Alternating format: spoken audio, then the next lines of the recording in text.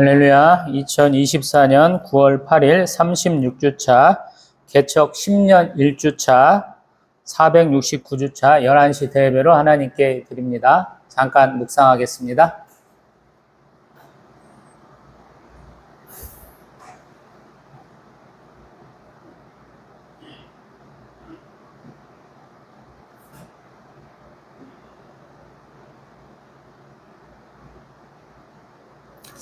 할렐루야.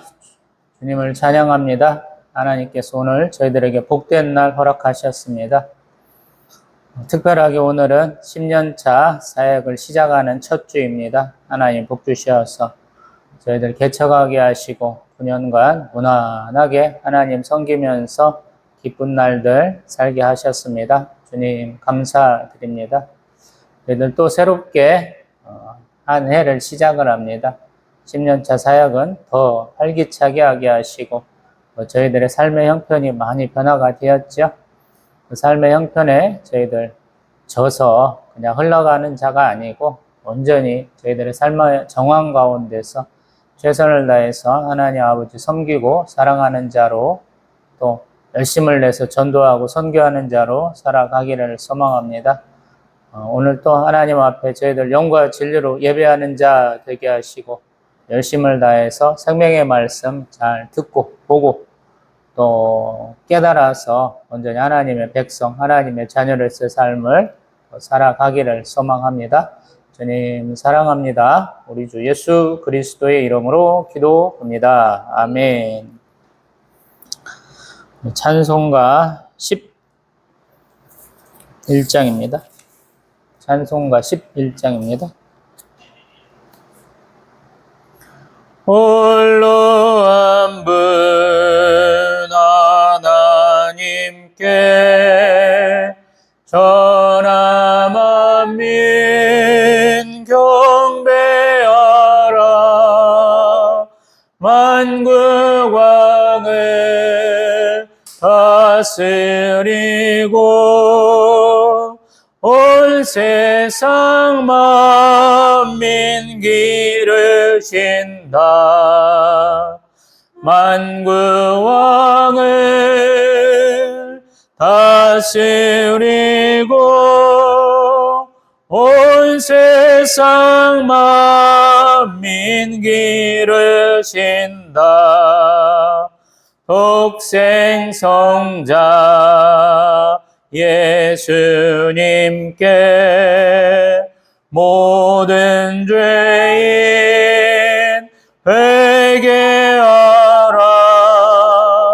세상 만민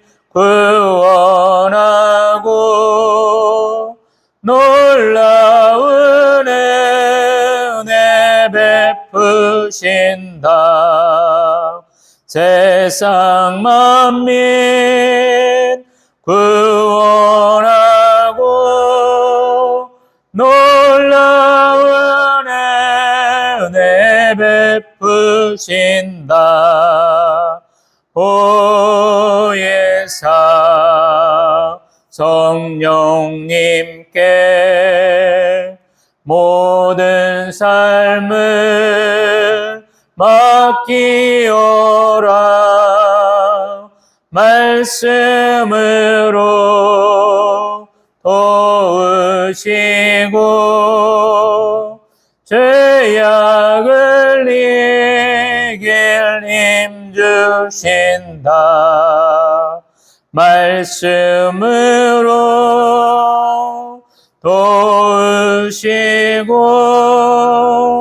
죄악을 이길 힘 주신다. 아멘. 오늘 교동문 40입니다. 새 노래로 여호와께 노래하라. 온 땅이여 여호와께 노래할지어다. 여호와께 노래하여 그의 이름을 송축하며 그의 구원을 날마다 전파할지어다. 그의 영광을 백성들 가운데에 그의 기이한 행적을 만민 가운데에 선포할지어다. 왕국의 모든 신들의 우상들을 아니지만 여호와께서는 하늘을 지으셨음이로다.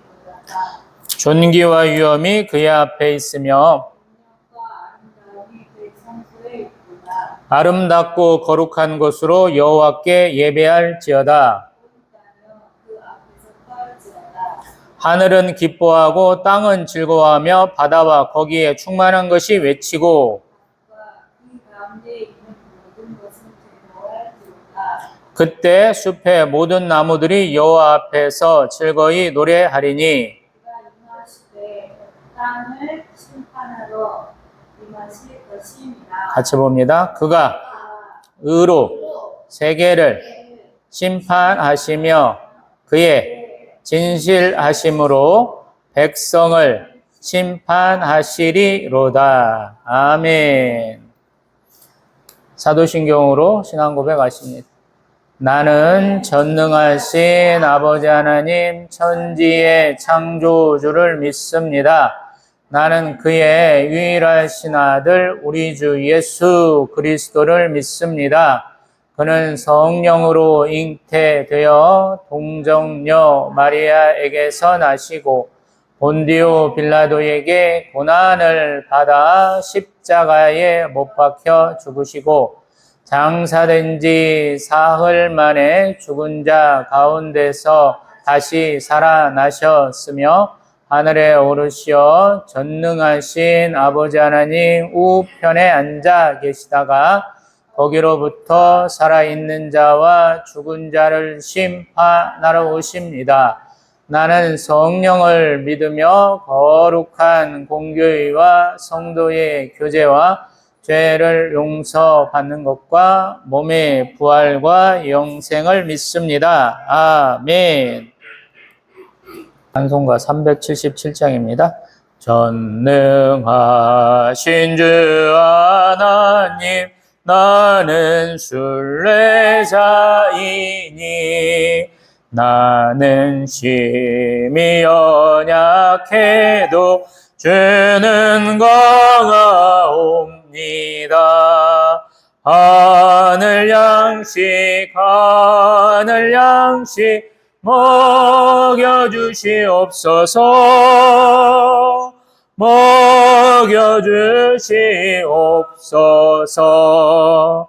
수정 같은 생명수를 마시도록 하시며 불과 구름 기둥으로 나를 인도하소서. 나의 주여 힘과 방패 되소서. 힘과 방패 되소서. 요단 강을 건널 때에 겁이 없게 하시고 저기 배는 가나안 땅 연히 닿게 하소서. 영원토록 주께 찬양하리라. 주께 찬양하리라. 아멘. 구호 준비, 구호 시작. 할렐루야. 하나님께 순종하고 충성합시다. 아멘. 오늘 성경 말씀 사도행전 10장 보겠습니다. 오늘 성경 말씀 사도행전 10장 보겠습니다. 가이사랴에 고넬료라 하는 사람이 있으니 이달리아 부데라 하는 군대의 백부장이라. 그가 경건하여 온 집안과 더불어 하나님을 경외하며 백성을 많이 구제하고 하나님께 항상 기도하더니 하루는 제9시쯤 되어 환상 중에 밝히 봄에 하나님의 사자가 들어와 이르되 고넬료야 하니 고넬료가 주목하여 보고 두려워 이르되 주여 무슨 일이니까? 전사가 이르되 내 기도와 구제가 하나님 앞에 상달되어 기억하신 바가 되었으니 내가 지금 사람들을 욥바에 보내어 베드로라 하는 시몬을 정하라. 그는 무두장이 시몬의 집에 유숙하니 그 집은 해변에 있다 하더라. 마침 말하던 천사가 떠나매 고넬료가 집안 하인 둘과 부하 가운데 경건한 사람 하나를 불러 이 일을 다 이루고 욥바로 보내니라. 이튿날 그들이 길을 가다가 그 성에 가까이 갔을 그때에 베드로가 기도하려고 지붕에 올라가니 그 시각은 제6시더라. 그가 시장하여 먹고자 하매 사람들이 준비할 때에 황홀한 중에 하늘이 열리며 한 그릇이 내려오는 것을 보니 큰 보자기 같고 내 귀를 메어 땅에 들이웠더라. 그 안에는 땅에 있는 각종 네발 가진 짐승과 기는 것과 공중에 나는 것들이 있더라. 또 소리가 있으되 베드로야 일어나 잡아 먹으라 하거늘 베드로가 이르되 주여 그럴 수 없나이다. 속되고 깨끗하지 아니한 것을 내가 결코 먹지 아니하였나이다 한데 또 두 번째 소리가 있으되 하나님께서 깨끗하게 하신 것을 내가 속되다 하지 말라 하더라. 이런 일이 세 번 있은 후 그 그릇이 곧 하늘로 올려져 가니라. 베드로가 본 바 환상이 무슨 뜻인지 속으로 의아해 하더니 마침 고넬료가 보낸 사람들이 시몬의 집을 찾아 문 밖에 서서 불러 묻되 베드로라 하는 시몬이 여기 유숙하느냐 하거늘 베드로가 그 환상에 대하여 생각할 때에 성령께서 그에게 말씀하시되 두 사람이 너를 찾으니 일어나 내려가 의심하지 말고 함께 가라. 내가 그들을 보내었느니라 하시니 베드로가 내려가 그 사람들을 보고 이르되 내가 곧 너희가 찾는 사람인데 너희가 무슨 일로 왔느냐? 그들이 대답하되 백부장 고넬료는 의인이요 하나님을 경외하는 사람이라 유대 온 족속이 칭찬하더니 그가 거룩한 천사의 지시를 받아 당신을 그 집으로 청하여 말을 들으려 하느니라 한데 베드로가 불러들여 유숙하게 아니라. 이튿날 일어나 그들과 함께 갔세 욥바에서 온 어떤 형제들도 함께 가니라. 이튿날 가이사랴에 들어가니 고넬료가 그의 친척과 가까운 친구들을 모아 기다리더니 마침 베드로가 들어올 때에 고넬료가 맞아 발 앞에 엎드려 절하니 베드로가 일으켜 이르되 일어서라 나도 사람이라 하고 더불어 말하며 들어가 여러 사람이 모이는 것을 보고 이르되 유대인으로서 이방인과 교제하며 가까이 하는 것이 위법인 줄은 너희도 알거니와 하나님께서 내게 지시하사 아무도 속되다 하거나 깨끗하지 않다 하지 말라 하시기로 부름을 사용하지 아니하고 왔노라. 묻노니 오늘 일로 나를 불렀느냐? 고넬료가 이르되 내가 나흘 전 이맘때까지 내 집에서 제 굿이 기도를 하는데 갑자기 한 사람이 빛난 옷을 입고 내 앞에 서서 말하되 고넬료야 하나님이 내 기도를 들으시고 내 구제를 기억하셨으니 사람을 욥바에 보내어 베드로라 하는 시몬을 청하라. 그가 바닷가 무두장이 시몬의 집에 유숙하느니라 하시기로 내가 곧 당신에게 사람을 보내었는데 오셨으니 잘하였나이다. 이제 우리는 주께서 당신에게 명하신 모든 것을 듣고자 하여 다 하나님 앞에 있나이다. 베드로가 입을 열어 말하되 내가 참으로 하나님은 사람의 외모를 보지 아니하시고 각 나라 중 하나님을 경외하며 의를 행하는 사람은 다 받으시는 줄 깨달았도다. 만유의 주 되신 예수 그리스도로 말미암아 화평의 복음을 전하사 이스라엘 자손들에게 보내신 말씀 곧 요한이 그 세례를 반포한 후에 갈릴리에서 시작하여 온 유대에 두루 전파된 그것을 너희도 알거니와 하나님이 나사렛 예수에게 성령과 능력을 기름 붓듯 하셨음에 그가 두루 다니시며 선한 일을 행하시고 마귀에게 눌린 모든 사람을 고치셨으니 이는 하나님이 함께 하셨음이라. 우리는 유대인의 땅과 예루살렘에서 그가 행하신 모든 일의 증인이라. 그를 그들이 나무에 달아 죽였으나 하나님이 사흘 만에 다시 살리사 나타내시되 모든 백성에게 하신 것이 아니요 오직 미리 택하신 증인 곧 죽은 자 가운데서 부활하신 후 그를 모시고 음식을 먹은 우리에게 하신 것이라. 우리에게 명하사 백성에게 전도하되 하나님이 살아있는 자와 죽은 자의 재판장으로 정하신 자가 곧 이 사람인 것을 증언하게 하셨고 그에 대하여 모든 선지자도 증언하되 그를 믿는 사람들이 다 그의 이름을 힘입어 죄 사함을 받는다 하였느니라. 베드로가 이 말을 할 때 성령이 말씀 듣는 모든 사람에게 내려오시니 베드로와 함께 온 할례 받은 신자들이 이방인들에게도 성령 부어 주심으로 말미암아 놀라니 이는 방언을 말하며 하나님 높임을 들음이러라. 이에 베드로가 이르되 이 사람들이 우리와 같이 성령을 받았으니 누가 능히 물로 세례 베품을 금하리요 하고 명하여 예수 그리스도의 이름으로 세례를 베풀라 하니라. 그들이 베드로에게 며칠 더 머물기를 청하니라. 아멘. 할렐루야. 사도행전 10장은 우리 베드로 사도의 이방인들에 대한 첫 번째 세례에 대한 부분들을 다루고 있고요. 백부장들에 대한 얘기가 우리 예수님 공생의 기간 동안에 여러 차례 있었죠. 여기도 동일하게 나와요. 지금 스데반 집사님 순교하시고 빌립 집사님 얘기가 나왔고 또 우리 사울의 얘기가 나왔어요. 그럼으로써 어떤 그 선교와 전도의 사역의 추가 12사도들에서 다른 분들에게 옮겨간 것이 아니냐라고 생각하기 쉬운데 여전히 12사도의 사역은 계속되고 있다. 그들의 중추적인 역할을 하고 있다라는 것을 보여주는 것이 우리 지난 시간에 보았던 사도행전 9장 32절부터의 일입니다.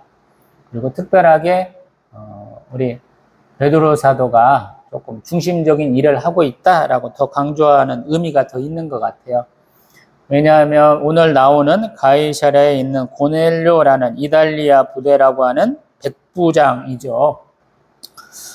이 사람은 독립된 부대인 것 같아요. 이탈리아 부대. 이달리아는 이탈리아를 얘기를 하죠.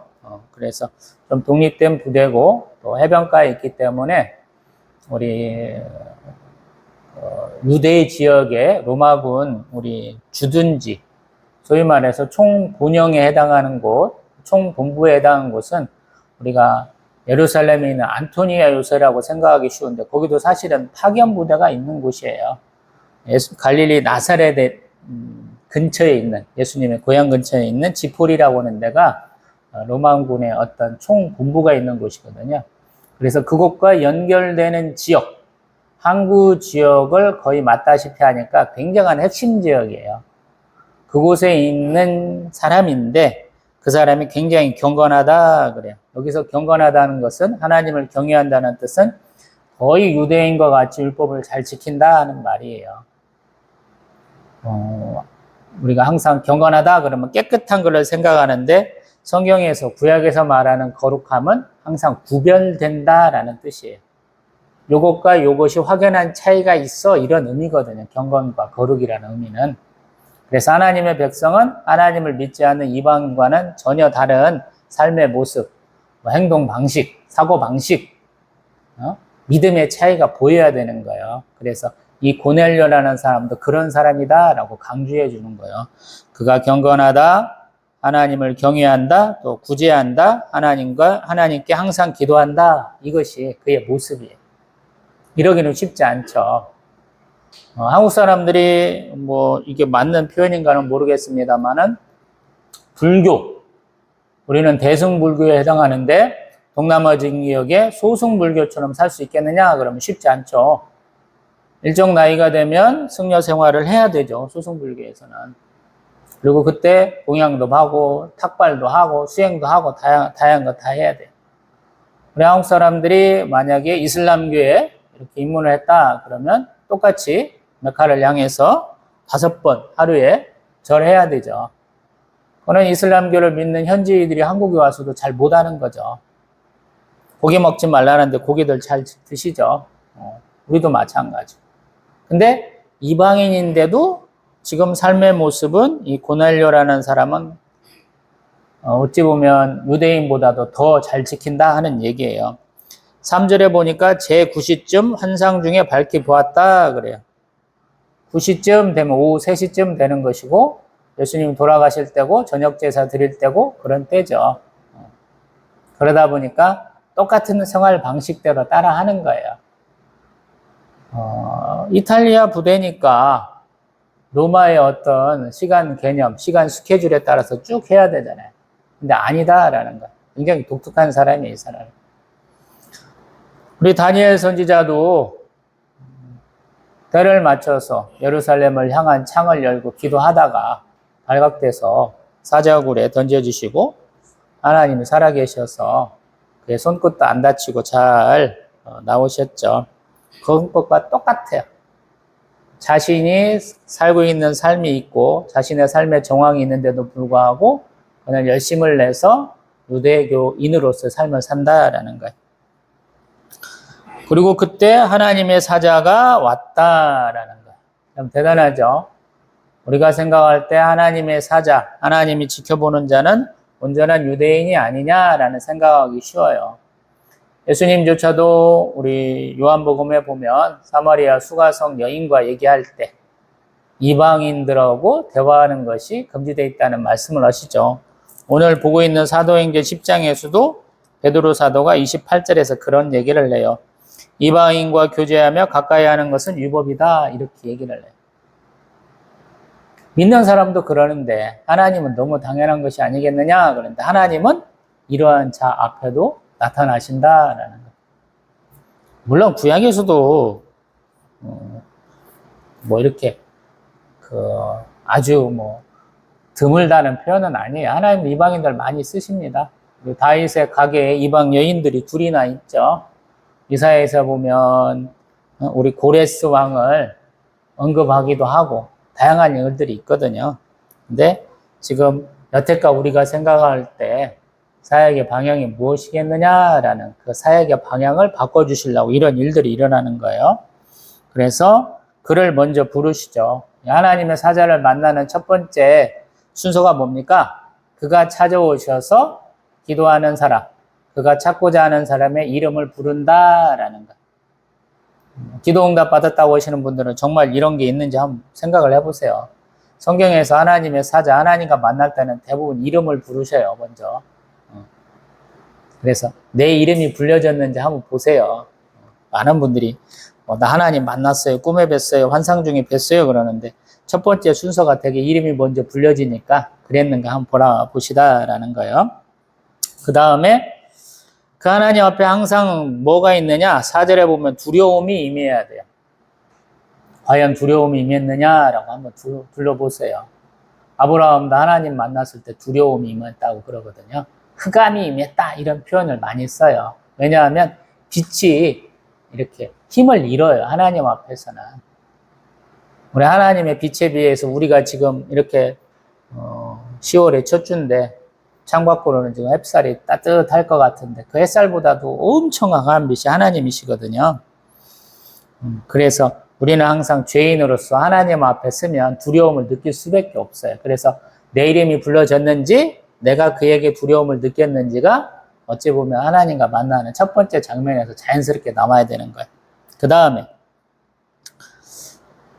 주여 무슨 일이십니까? 어떻게 나를 찾아오셨습니까? 하는 그런 의사표현에 대해서 찾아오신 이유를 대요. 그리고 지금 4절에는 천사라 그러죠. 하나님의 사자, 천사 이렇게 얘기하죠. 이게 신약에서 되게 도식화되어 있어요. 같이 언급이 돼요. 바꿔서 서로 쓰는 거예요. 하나님의 사자는 천사다. 우리 스데반 집사님 얘기도 했죠. 우리 그때도 보면 천사가 전한 율법 사도행전 7장 53절에서 그 얘기 말씀드려봤죠. 되게 주의 사자를 천사라고 여겨요. 우리 한국 사람들은 천사라는 개념이 원래부터 좀 없어가지고 기독교적 개념으로, 유대교적 개념으로 받아들여야 돼, 이게. 우리에게는 우리 자신의 수호천사가 있다. 이게 유대인들 생각이에요. 그걸 받아들일 줄 알아야 돼. 천사의 수가 많은 거예요. 그것을 우리가 좀 캐치를 해내야 돼. 주의 사자, 하나님의 사자가 천사인데 천사가 찾아오신 이유가 뭐냐라고 얘기를 해주시는 거예요. 그러니까 내 이름이 불려야 되고 그 거룩한 존재, 천사 앞에 내가 두려움을 느껴야 되고 내가 어찌 오셨습니까? 라고 물었을 때 답은 나를 찾아오신 이유를 대야 돼요. 이게 하나님을 만난 체험이 돼야 된다라는 거예요. 많은 분들이 이렇게 얘기하지 못하거든요. 제가 들어보면 내가 기도한 거 그대로 이렇게 했어. 하나님 어떤 환상을 보여주는데 나하고 관계없는데 내가 관심 있는 사람이 어떤 환상을 보여줬어. 이런 얘기들 많이 하시기 때문에 제가 한번 드려보는 얘기예요. 가장 일반적인 케이스가 지금 오늘 사도행전 10장에 나오는 거예요. 하나님이 나에게 환상을 보여주는 가장 일반적인 것 중에 하나가 아닌가 제가 생각이 돼서 이 말씀 계속 드려봐요. 천사가 오신 이유가 뭐냐면 내 기도와 구제가 하나님 앞에 상달되어 기억하신 바 되었다라는 거예요. 네가 잘한 것이 있었어 라고 얘기해 주는 거야. 하나님이 너에게 관심이 있었어. 이렇게 너의 행동을 보고 계셨어 라는 얘기를 해주는 거야. 특별하게 우리 고넬료는 기도와 구제가 하나님이 보셨다라는 거야. 이게 중요해요. 수많은 사람들이 기도했겠죠. 기도도 우리도 굉장히 우리는 연륜으로 얘기를 하거든요. 대를 이은 믿음, 그래서 믿음의 몇 대가 기도를 해야, 또 직분을 또 얘기를 하거든요. 목사님이 기도해야, 장로님, 권사님이 기도해야. 근데 여기서 이달리아 부대의 백부장 가이사라는 아무리 좋게 봐도 지가 가나안 땅에, 이스라엘 땅에 파병받은 후에나 가능한 거예요. 제 생각에는. 일반적인 케이스라면. 근데 그의 기도에 연륜이 짬은데도 불구하고 그의 기도가 소위 말해서 연락되었고 또 구제도 하나님이 보셨다라고 얘기하는 거예요. 그러면 하나님이 기쁘게 받으시는 거, 하나님이 칭찬하는 내용이 있다라면 그것에 대한 하나님이 어떻게 상급을 주시는가 얘기를 하시겠죠. 대개 하나님이 내가 뭐 잘했어 라고 얘기해 주시면 하나님은 공짜로 하시는 분이에요. 선물을 많이 주시는 분이에요. 내가 하는 행동에 비해서 하나님이 주시는 축복과 은혜가 더 크다라는 거예요. 그러면 고넬료가 이렇게 기도도 열심히 잘하고 구제도 열심히 했으니까 하나님이 그걸 보시고 기쁘셔서 너에게 뭘 줄까 얘기하는 것이 지금 5절의 내용이에요. 베드로라는 시몬을 청하라라는 거예요. 사람을 축복으로 주시는 거. 조금 비슷하죠? 우리가 앞에 나온 어떤 한 사람이 생각이 나요. 우리 9장의 사울이 생각이 나요. 거기 아나니아라는 사람이 환상 중에 주를 봤어요. 거기도 똑같죠? 아나니아라라고 이름이 불렸어요. 9장에서 10절에 또 내가 여기 있습니다. 그랬더니 11절에 보면 사울이라는 사람 찾아라 라고 얘기하셔요. 사명을 주고 소명을 주는 거죠. 할 일을 주시는 거예요. 그가 무슨 일을 열심히 했는가 이런 얘기는 없어요. 근데 익숙하게 알 수 있는 거예요. 13절에 보면 대화가 돼요. 여기서는 하나님의 사람은 대개 하나님의 사자하고 대화가 돼요. 이걸 좀 생각을 해봐야 돼요. 일방적으로 하나님 말씀하고 가시는 게 아니라는 거예요. 내가 뭔 얘기를 하는데 하나님 응답하신다라는 거야. 여기서 뭐라고 하셨냐면 이 사람 사울은 여러 사람에게 들으니까 예루살렘에서 주의 성도에게 적지 않은 해를 끼쳤다 합니다. 또 여기 와서도 주의 이름을 부르는 모든 사람을 결박할 권한을 대제사장들에게 받았습니다. 근데 그거에 대한 하나님의 답이 이 사람은 내가 택한 그릇이야. 또 그는 고난받아야 돼. 그걸 내가 보여줄 거야 라고 말씀하시거든요. 지금도 조금 비슷하죠. 그래서 시몬을 청하라. 근데 그 시몬은 어디 있냐면 무두장이 시몬의 집에 유숙하고 있다. 해변에 있다라고 얘기하는 거야. 좀 격의 차이가 있죠. 격의 차이가 있어. 가만히 생각해 보면 내가 하고 싶지 않은 것에 대한 거부권이 있는 것처럼 얘기를 하잖아요. 우리 하나님은 굉장히 창조주, 심판주, 구세주, 섭리주 되시니까 내가 그 앞에 항상 순종하고 충성해야 돼 이렇게만 알고 있잖아요. 근데 대부분 하나님의 사자, 천사가 와서 말을 하면 대화가 가능해요. 거부도 가능해요. 그것은 왜 그러냐면 하나님이 우리를 굉장히 귀하게 여기시기 때문에. 우리가 흔히 하나님은 우리의 언약의 당사자예요. 우리하고 같이 언약을 맺으셨어요. 근데 언약의 보증자예요. 하나님 위에 더 높은 존재가 없어요. 그래서 하나님이 자기하고 교제하는 사람, 관계를 가질 사람을 굉장히 수평적으로 대해 주신다라는 거예요. 그리고 그러한 수평적 관계를 이루기 위해서는 적어도 하나님과 교제가 굉장히 깊어야 된다라는 거예요.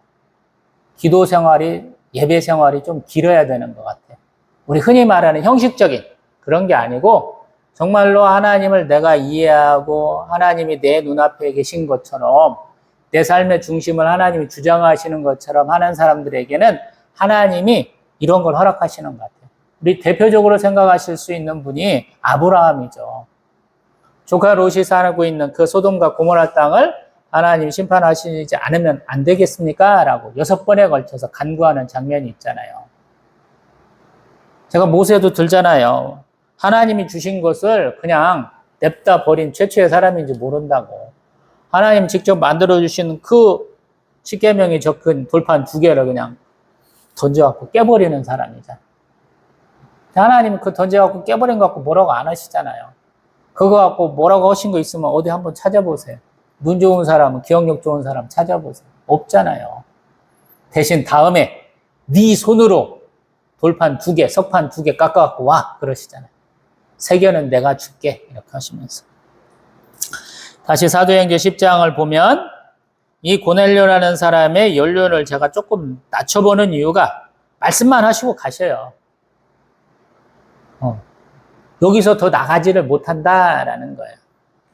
그리고 더 중요한 것은 베드로 사도를 통해서 이루어지기 때문인지도 모르겠어요. 근데 지금 자기 집안 하인 둘과 부하 가운데 경건한 사람 하나를 불러갖고 욥바로 보냈다라는 거예요. 욥바에서 무슨 일이 있었느냐 보면 다비다 또는 도로가라는 그 과부가 죽었는데 그 과부를 살렸죠. 그리고 그 시몬이라는 무두장이의 집에 거하고 있었다라고 하는 것이 우리 사도행전 9장 마지막 부분이었잖아요. 그래서 그곳으로 갔다라는 거예요. 근데 마침 그들이 그 성에 가까이 가는데 베드로 사도도 기도하려고 올라갔다. 근데 그때는 제6시더라라는 거. 시간 차이가 있는 거죠. 우리 고넬료는 제9시, 오후 한 3시쯤. 우리 베드로 사도는 6시니까 아마 12시쯤 기도했는 것 같아요. 그게 하룻밤 지나서 정도 가는 거리. 이렇게 볼 수 있겠죠. 제가 이스라엘 땅은 경상도밖에 안 된다고 그래서 바로바로 옆 동네 가듯이 가기는 쉽지 않은 거죠. 한편으로 보면 이 사람들이 이렇게 이 정도 시간 차이가 난다고 그런다면 잠깐 쉬었다 가는 거 생각하면 꼬박 한 40km 이 정도 거리가 아닌가 싶기도 해요. 자기가 있는 땅에서 좀 쉬었다가 사람이 하루에 한 40km 정도 걸을 수 있으니까 지금 차이가 한 15시간 정도 차이가 나니까 옆 동네로 지금 한 3명이서 짠짜란히 가고 있는데 그들이 거의 가까울 때 정도에는 베드로 사도에게 하나님 말씀하시는 거죠. 왜? 가만히 보면 베드로 사도가 지금 하나님이 보여주는 환상을 거부하는 이유가 뭐냐면 자신의 여태까지 살아온 삶의 방식, 자신의 신앙생활과는 맞지 않기 때문에 지금 이런 것이죠. 제가 하나님을 잘 믿는 사람, 하나님을 잘 따르는 사람에게는 이런 일이 있다라고 제가 몇 차례 말씀드려보는 것 같아요. 왜 그러냐면 하나님은 강제로 우리를 바꾸시는 분이 아니에요. 제가 분재에 비교해서 많이 얘기하는데 내 삶이 어떤 걸로 고정이 돼요. 많은 분들이. 그래서 그것들이 점점 부피를 더해가고 이 단단함을 더해가게 되면 바꾸기가 쉽지 않습니다. 그래서 분재라는 것은 수십 년 된 나무인데 키가 커봐야 1m도 안 되는 절로 큰 거 보면 한 1m 50도 안 되는 것 같아요. 굉장히 큰 거 분재를 제가 봤던 기억에 의하면. 그런데 그 가지가 세월의 풍성을 표현을 해야 하거든요. 그러면 그 가지를 휘어야 돼요. 어떤 거는 지리산에 있는 구상나무처럼 마른 가지를 표현하려고 또 그 가지를 죽입니다. 그러다 보니까 철사거리라는 거, 철사를 감아요. 근데 그 철사를 그 줄기하고 비슷한 굵기를 써야 된다 그래요. 너무 얇거나 너무 굵으면 부러지거나 아예 이렇게 구부러지도 않는다는 여러 가지 문제가 된다고 그래요. 제가 잠깐 분재 배워본 바로는. 그래서 그 크기에 맞추는 거예요. 베드로 사도도 지금 굉장히 긴 시간을 걸쳐서 이렇게 신앙생활을 했고 예수님 만날 때도 적어도 3번을 거부를 했어요. 제가 기억하기로는 장모님 열병도 떠나갈 때 있고 우리 세례 요한의 세례에 가서 만난 적도 있고 그리고 결정적으로는 밤새워 물고기 낚았는데 빈털터리 아무것도 못 잡을 때 그것도 우리 타부가라는 다른 지역으로 가서 왜 거기는 뜨거운 물 나오니까 그물 탈탈탈탈 털어갖고 정비하고 있는데 예수님은 배에 타고는 배 좀 띄워봐. 조금 호숫가로 가서 해변에 앉은 사람들, 호수변에 앉은 사람들한테 말씀하고, 깊은 곳에 가서 금을 던져라 그러거든요. 우리 학자들은 얘기하는데 해가 밝아갖고 깊은 곳에 던지면 안 된다라고 얘기한다고 그래요. 근데 깊은 곳에 가서 던져갖고 배 2개가 가득 차가지고 잠길 정도로 잡고 나서 회개 고백하잖아요. 베드로 사도가 그런 사람. 적어도 3-4번의 강한 사람이에요. 예수님 법정에서 이렇게 공회에서 시몬 받으실 때도 바깥에 있는데 한 번 누가 와가지고 여종이지만 10대의 소녀지만 와서 한마디 하면 혹시라도 몰라서 도망갈 것 같은데 적어도 3차례는 거부하다 도망가잖아요. 또 예수님도 그 성격 아셔가지고 우리 요한복음에 보면 네가 나를 사랑하냐? 3번이나 걸쳐서 묻잖아요. 여기도 마찬가지. 베드로는 1-2번 한 것 갖고는 인정 안 한다는 거예요. 성격이. 진중하기도 하고 나이도 많으니까 좀 조심스럽기 때문에 미리 얘기를 해주는 거예요. 신앙생활도 마찬가지. 누가 뭔 얘기했어요. 근데 그게 긴가민가해요. 그럼 기도해보잖아요. 기도하는 중간에 그 얘기가 또 들려와야 돼요. 들려오지 않으면 그거는 아닌 거예요. 그래서 지금 베드로 사도에게 하나님 미리 언지를 주는 거예요. 그런 사람들이 올 거야. 그래서 다 황홀한 중에 환상을 보는데 뭐가 내려오냐면 하늘에서 한 그릇이 내려온다 그래요. 그릇. 우리는 뭐 탁자 큰 거 내려오는 것으로 생각하는데 여기는 그릇이라고 분명하게 얘기해요. 그 다음에 그것이 뭐냐면 보자기 같고 네 귀를 메어 땅에 들이웠더라. 그래서 위에서 보니까 그릇인데 내려오니까 그릇도 웬만큼 큰 게 아니고 굉장히 큰 거예요. 우리가 인도나 이슬람의 식사 장면을 보면 커다란 짐승을 쟁반 하나에다 이렇게 올려놓는 장면들을 볼 수 있어요.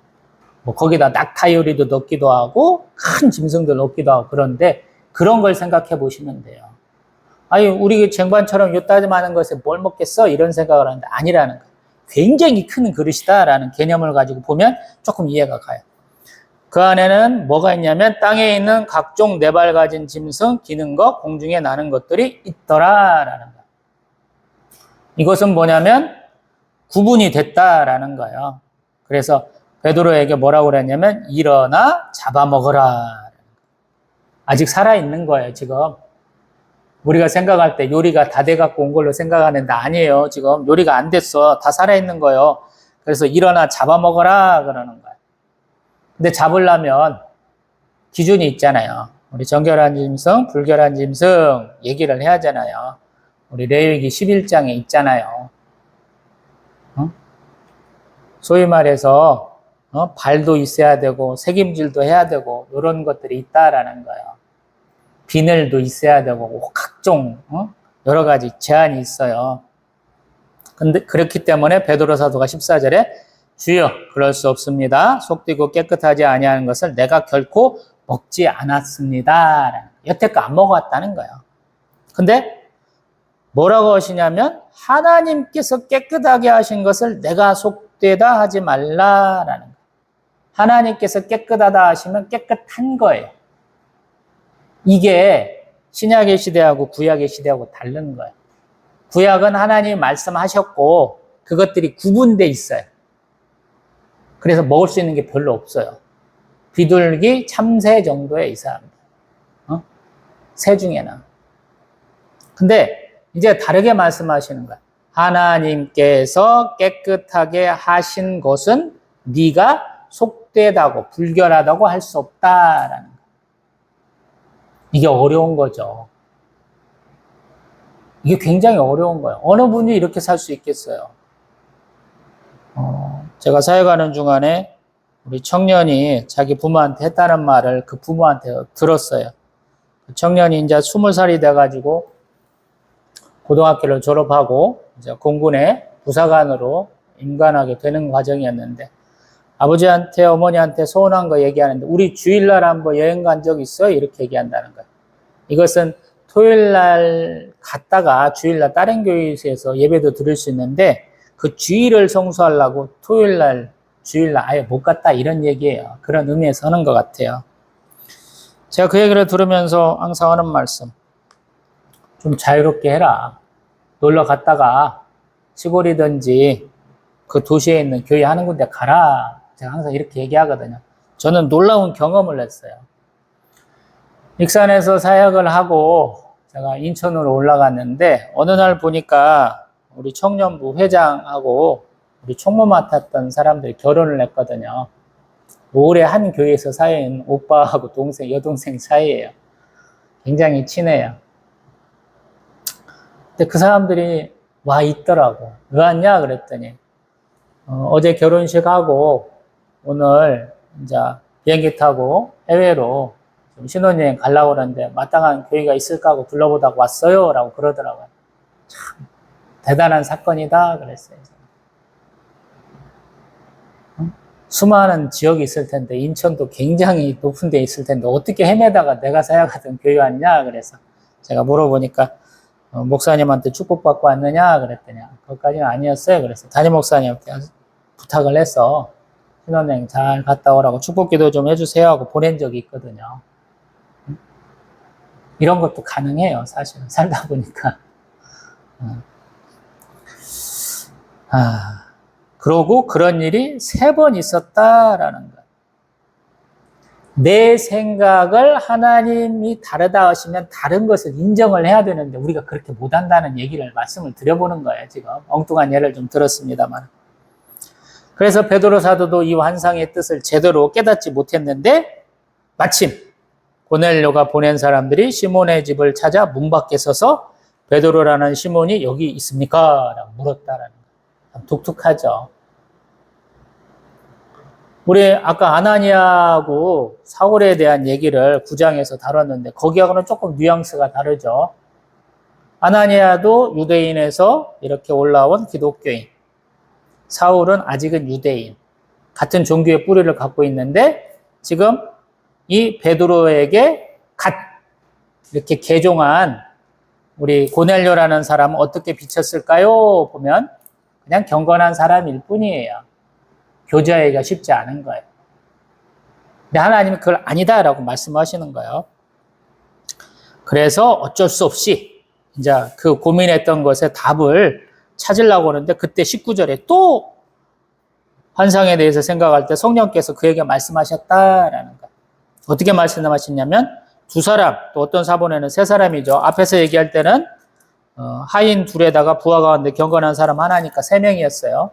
좀 차이가 있는데 아무튼 2사람, 3사람이 너를 찾으니까 일어나 내려가 의심하지 말고 함께 가라. 일어나 내려가라는 의미는 뭐냐면 이 사람들의 기도는 되게 지붕 위에서 많이 해요. 이거를 어떻게 생각하냐면 엘리사 선지자 때 생각을 해보면 돼. 또 우리 아까 다윗의 계보에 우리 이방년이 있다고 했죠. 기생 라합을 생각을 해보세요. 여리고를 정탐한 그 정탐꾼 둘을 어디다 숨겼는지 지붕 위에 3대 위에 놓았었죠.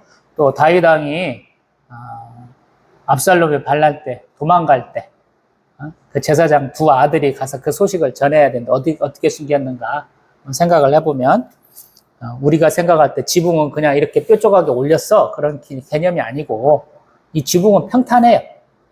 거기다가 곡식도 널고 거기서 뭐 사람들이 기도도 하고 이러한 평평한 공간이에요. 지붕이 평평하다 이 생각을 하면 돼. 그리고 그 지붕에다 우리가 현재 얘기하는 우리 다락방, 뭐 우리로 말하면 단칸방 정도 드릴 수 있는 상황이거든요. 거기에서 지금 베드로 사도가 기도하고 내려가라라고 말씀하시는 거예요. 그리고 또한 그 사람들을 보고 내가 너희가 찾는 사람인데 너희가 무슨 일로 왔느냐 그러니까 그 사람들이 온 얘기를 하는 거예요. 먼저 백부장 고넬료는 의인이다. 하나님을 경외하는 사람이다 그래요. 자기들이 생각할 때는 의인이다 그래요. 아까하고는 좀 달라졌죠. 그 다음에 뭐라고 그러냐면 그가 거룩한 천사의 지시를 받아 당신을 그 집으로 청하여 말을 들으려 한다라고 초청의 이유를 밝혀요. 그래서 베드로 사도가 그러면 우리 내일 가자라고 하는 거예요. 왜? 저녁 때 다 됐으니까. 지금 베드로 사도가 6시에 기도했다고 하잖아요. 12시잖아요. 뭔 얘기하고 기도하고 환상 보고 그러다 보면 저녁 때 되고 그러면 다음날 갑시다라는 거야. 그러니까 고넬료는 아마 환상 본 다음에 다음 날쯤 베드로 사도가 가는 것이고 베드로 사도는 환상 보고 다음 날 가는 거예요. 총 만으로 한 이틀 만에 모든 일이 다 벌어지는 겁니다. 사도행전 10장은. 그래서 이튿날 일찍이 가는데 우리 베드로 사도에게도 동행자가 있어요. 그래서 가이사랴에 들어가니까 고넬료는 또 자기 친척과 가까운 친구들, 자기도 유대교에 입교했는데 그러한 사람들을 더 모았다 하는 얘기예요. 또 그때 베드로가 마침 들어올 때 고넬료는 최고의 극상의 어떤 예절로 맞서요. 그래서 발 앞에 엎드려 절했다라고 그래요. 근데 우리 베드로 사도는 야 나도 사람이니까 절하지 마. 일어나. 그러면서 우리가 여태껏 봐왔던 얘기 28절의 얘기 이방인과 교제하면 안 되는데 하나님 환상 중에 뭐라고 하셨냐면 내게 지시하사 아무도 속되다 하거나 깨끗하지 않다 하지 말라 해가지고 왔어. 이 얘기를 해주는 거예요. 오늘은 제가 말이 많아가지고 절반도 지금 못 왔어요. 조금 속도를 내봅니다. 왜 불렀냐 그랬더니 내가 나흘 전이에요. 여기는 벌써 시간이 많이 갔죠. 나흘 전이다 그래요. 제가 볼 때는 한 4월밖에 안 되는 것 같은데 나흘 전이다 그러니까 뭔가 일이 있었어요. 이 안에 제9시 기도하는데 한 사람이 빛난 옷을 입고 내 앞에 서서 쭉 고넬료야 부르시고 말씀하신 거 얘기했다라고 그러는 거예요. 그때 베드로의 대답은 34절 내가 참으로 하나님은 사람의 외모를 보지 않으시고 각 나라 중 하나님을 경외하며 의를 행하는 사람은 다 받으시는 줄 깨달았다라고 얘기를 해요. 네가 기도한 게 맞아. 근데 너로 인해서 나도 바뀌어야 돼. 이런 식의 얘기를 하는 거예요. 그래서 36절 만유의 주 되신 예수 그리스도로 말미암아 화평의 복음을 전하사 이스라엘 자손들에게 보내신 말씀 곧 요한이 그 세례를 반포한 후에 갈릴리에서 시작하여 온 유대에 두루 전파된 그것을 너희도 안다. 하나님이 나사렛 예수에게 성령과 능력을 기름 붓듯 하셔서 그가 두루 다니시며 선한 일을 행하시고 마귀에게 눌린 모든 사람을 고치셨으니 이는 하나님이 함께 하셨다. 제가 내 나이야 누가복음 보면서 세례 요한의 사역이나 예수 그리스도 사역은 같이 동역 사역이다 이런 표현을 많이 해봤죠. 여기서도 똑같이 얘기를 해요. 근데 유대인들은 세례 요한의 사역은 지금은 인정하지만 예수 그리스도 사역은 인정하지 않아요. 그래서 우리가 어떤 한 뿌리에서 낫게 때문에 유대인에 대한 어떤 정감을 느끼고 호의를 느끼시는 분이 많은 것 같은데 성경 신학적으로는 많지 않습니다. 제발 집회 때 이스라엘 국기 좀 흔들지 마세요. 또한 우리 39절 우리는 유대의 땅과 예루살렘에서 그가 행하신 모든 일의 증인이라 그들이 나무에 달아 죽였으나 하나님이 사흘 만에 다시 살리사 나타내셨다. 그리고 모든 백성에게 하신 것이 아니고 오직 미리 택하신 곧 증인 곧 죽은 자 가운데서 부활하신 후 그를 모시고 음식을 먹은 우리에게만 하셨다라는 것. 그가 십자가에서 죽으시고 부활한 것은 우리에게만 보여주셨어. 그래서 아무도 몰라 이런 얘기를 하는 거야. 왜 그러냐면 마태복음을 보면 우리 대제사장의 종들 그들의 경비병들이 예수의 시체를 예수의 제자들을 훔쳐갔다라고 소문을 냈다라고 얘기하잖아요. 소문이 굉장히 빨라요. 이 사람은 이스라엘 지역을 다스리는 우리 로마군이기 때문에 그런 걸 다 알고 있을 것이다라는 거예요. 그래서 그러한 선입견을 갖지 마라고 얘기하는 거예요. 자기가 전할 것은 예수 그리스도밖에 없는데 예수 그리스도에 대한 얘기를 하려니까 예수하고 연관된 세례 요한을 언급할 수밖에 없고 그 다음에 예수님 돌아가신 것이 아니고 부활하셨어 라고 얘기를 해야 되잖아요. 예수님의 선한 사역까지는 이 사람이 들었을 거예요. 근데 예수님이 부활하신 것을 모르고 있을 것이다 라는 거예요. 그래서 그 얘기를 하는 거예요. 그러고 내가 하는 사역이 무엇인지 얘기하는 거예요. 42절 우리에게 명하셔서 백성에게 전도하되 하나님이 살아있는 자와 죽은 자의 심판장으로 정하신 자가 곧 이 사람인 것을 증언하게 하셨고 그에 대해 모든 자도 증언하되 그를 믿는 사람들이 다 그의 이름을 힘입어 죄사함을 받는다 하였다라는 것. 자기가 증언하고자 하는 것 예수님이 재판장이시다라는 것. 그리고 그를 믿는 사람들은 그의 이름을 힘입어 죄사함을 받는다라는 것. 이게 좀 독특하죠. 재판장이야. 심판만 하면 끝나요. 근데 그가 변호인도 되신다 이런 표현이에요. 굉장히 유리한 판결을 하시겠죠. 어떤 면에서 보면 일방적인 판결이에요. 예수 그리스도의 이름만 우리가 믿으면 여기서는 힘입어라는 표현을 했는데 죄사함을 받는다라는 참 감사하죠. 재판장이야. 변호인도 같이 해. 그러면 100% 승률에 가깝겠죠. 그 얘기를 해주는 거예요. 이게 지금 고넬료도 관심은 있었어. 기도와 구제와 힘썼어요. 근데 예수의 존재에 대한 여태까지 모르고 있었다라는 것이거든요. 이게 전혀 생뚱맞은 얘기를 지금 고넬료에게 우리 베드로 사도가 해주는 거예요. 압축해서. 여태까지는 이렇게 얘기 안 했잖아요. 유대인들에게는 너희가 예수 그리스도를 죽였어. 이 얘기가 핵심이잖아요. 근데 고넬료에게는 그의 부활을 얘기하고 그의 이름을 믿어야 우리가 죄사함 받는다라는 거예요. 아직 하나님 나라 천국에 대한 얘기도 하지 않고 죄사함에 대한 얘기를 하는 거예요. 왜 죄사함에 대한 얘기를 합니까? 보면 하나님께서 깨끗하게 하신 것을 내가 속되다 하지 말라. 하늘에서 난 소리 15절에 있는 내용과 관계가 돼요. 속되다, 깨끗하다, 죄사함 받는다 이게 같은 의미로 지금 쓰이고 있기 때문에 그런 거예요. 우리는 그걸 연결을 안 시키잖아요. 거룩, 경건, 구별된다 그랬잖아요. 더러운 것은 하나님의 율법에 의해서 정해진 거거든요. 근데 하나님이 이건 깨끗한 거야 한다는 거야. 근데 그 깨끗함 가운데 뭐가 있냐면 예수 그리스도의 이름을 힘입은 죄사함이 있는 거거든요. 죄 때문에 더러워진다 이거거든요. 근데 예수에 의해서 너가 네 부하들도 와서 너의 사람들도 와서 네가 의인이다라고 얘기를 했잖아요. 그 사람들 보기에는 굉장히 인간적인 거예요. 율법에 의해서 의인이다라고 평을 한 것이거든요. 근데 베드로 사도에게는 그게 맞지 않는 거예요. 우리가 볼 때도 고넬료는 의인이야. 기도하고 구제도 잘하고 율법도 잘 지켰으니까 된 거야. 아니라는 거예요. 예수를 믿지 않으면 안 된다는 거예요. 그 핵심을 찝어주는 거예요. 그리고 그러한 것들을 깨달은 사람들. 44절에 보면 성령이 말씀 듣는 모든 사람에게 내려오셨다라는 거예요. 그래서 이 사람들은 소위 말해서 필요한 조건에 조금만 모자랐던 거예요.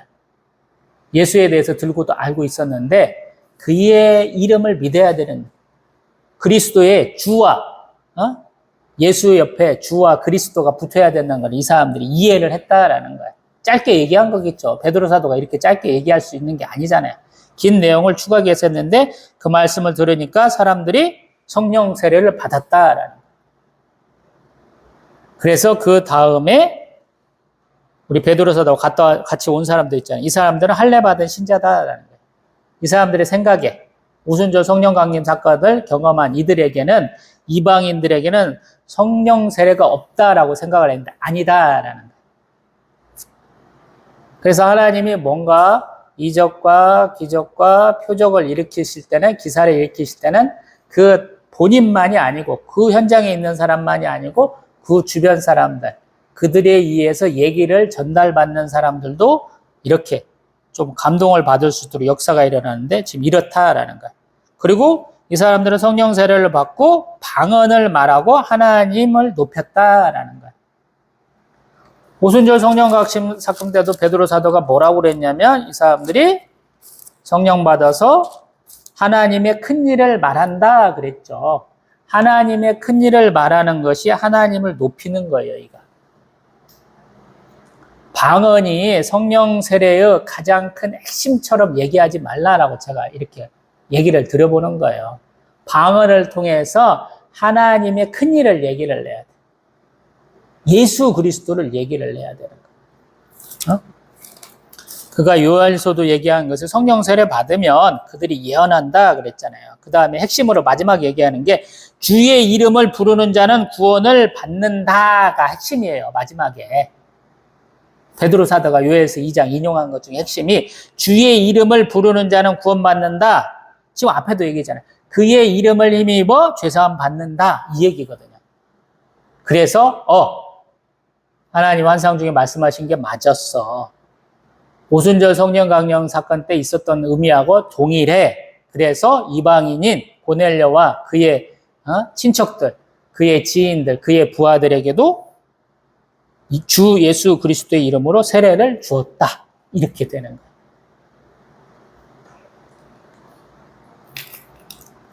자, 10년차 사역 시작하는 첫 주라고 제가 좀 오버했나 봐요. 근데 하나님 이렇게 사역하시라라는 의미로 제가 개척했는 것 같은데 못 살겠기 때문에 제 개인적인 편견에 사로잡혀갖고 못했기 때문에 다시 이런 말씀을 깨우쳐 주시라고 주신 것이 아닌가 싶습니다. 기도합니다. 주님 감사합니다. 제가 설교했던 것 중에 손가락에 꼽을 만큼 긴 시간 우리 사도행전 10장의 말씀을 보았습니다. 항상 하나님은 저의 삶 가운데 가장 중요한 때 말씀으로 말씀하신다라는 믿음이 있죠. 근데 오늘 하나님이 그러신 것 같아요. 야, 베드로 사도 봐라. 지가 믿고 따라왔고 실천했던 것과 전혀 다른 상황에서도 이렇게 수긍하지 않느냐. 하나님이 이렇게 보여주시지 않았느냐라는데 저도 마찬가지죠. 저도 우연찮게 이렇게 기독교에 입문하면서 하나님이 얼마나 긴 세월 동안 저를 부르셨는지 깨달았고 그래서 열심을 내서 왔다 그러는데 저 안에 이렇게 아집과 고집이 많았더라고요. 그래서 하나님이 10년차 사역하면서는 많이 버려라 라는 것을 말씀하셨고 또 제가 경제적으로 어려워지고 교회도 어려워지면서 바깥 활동, 투잡을 뛰어야 되는 환경을 만들어주신 것 같다라는 생각을 하게 됩니다. 하나님이 주시는 환경 가운데 저한테는 굉장히 낯선 환경 가운데서도 최선을 다해서 우리 예수 그리스도 증거하는 자 되게 하옵소서. 주님 사랑합니다. 우리 주 예수 그리스도의 이름으로 기도합니다. 아멘. 생일 축하. 청야교회로 하겠습니다. 생일 축하합니다. 생일 축하합니다. 사랑하는 청야교회 생일 축하합니다. 빨리 와. 다 와. 오케이. 저희 가정교회라 딸랑 3명밖에 없어. 이리 와. 네. 같이 불어볼까? 자, 하나, 둘, 셋. 예!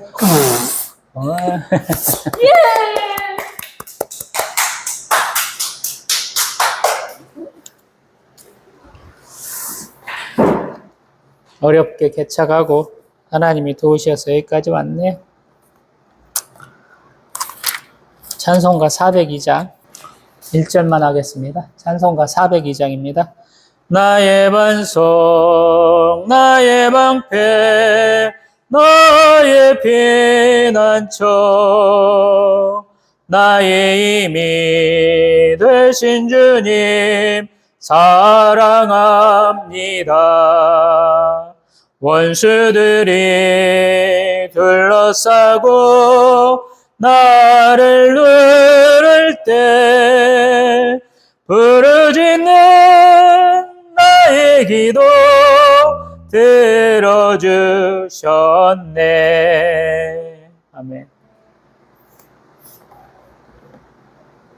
교회 개척하신 저의 기도 들어주셔서 감사합니다. 드려진 헌금 위에 기도하겠습니다. 김영자 원사님 가중에서 헌금해 주셨고 또 저희 가정에서 성전 개척 감사헌금 또 11조 감사헌금 주저헌금 드렸습니다. 드려진 헌금 위에 기도합니다. 주님 감사합니다. 우리 김영자 원사님 가정 축복하셔서 이수진, 이사라, 이재중 3남매 가정 하나님 축복하게 하여 주시고 또 우리 외손주 송경우 온 일생 하나님 축복하셔서 건강하고 기쁜 날들 되게 하옵소서. 하나님 감사합니다.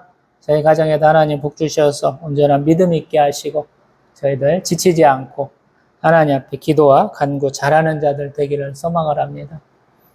참 하나님 제 기도 이렇게 들어주셔서 참 10년도 안 돼서 개척했고 개척하고 10년 차를 또 맞았네. 얼마나 감사한지.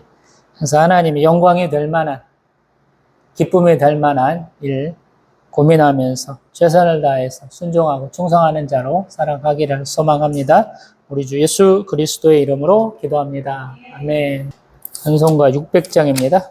교회에 참된 터는 우리 주 예수라. 그 귀한 말씀 위에 이 교회 세웠네. 주 예수 강림하사 피 흘려 샀으니 땅 위의 모든 교회 주님의 신부라.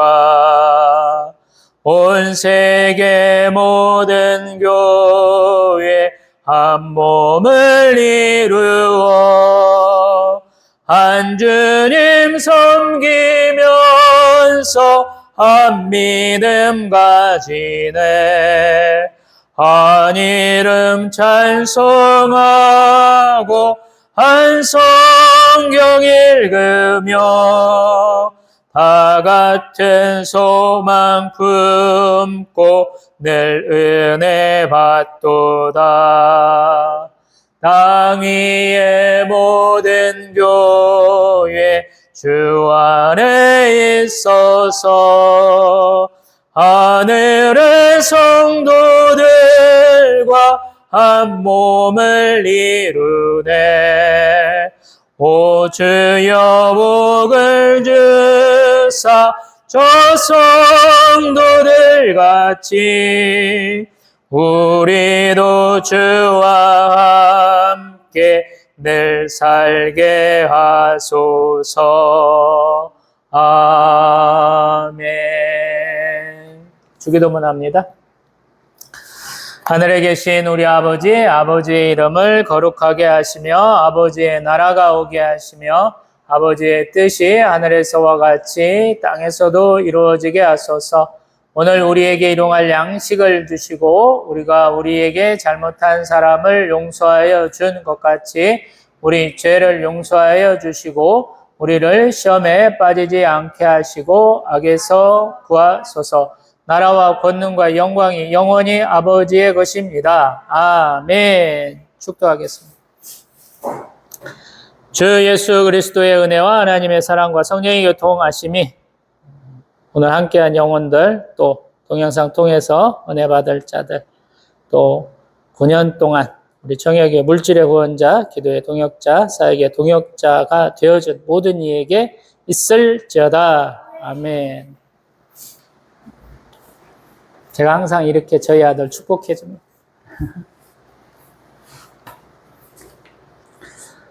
주님 감사합니다. 우리 아들 꼬꼬마 시절부터 하나님 돌봐주셔서 엄마 뱃속에 있을 때부터 새벽 예배 드리고 여기까지 왔네요. 하나님이 이 12년 동안 하나님 축복하시고 개척한 9년 동안 참 헐벗고 굶주리고 어렵게 왔습니다. 하나님이 함께 하셔서 더 축복하여 주실 줄 믿습니다. 우리 주 예수 그리스도의 이름으로 기도합니다. 아멘.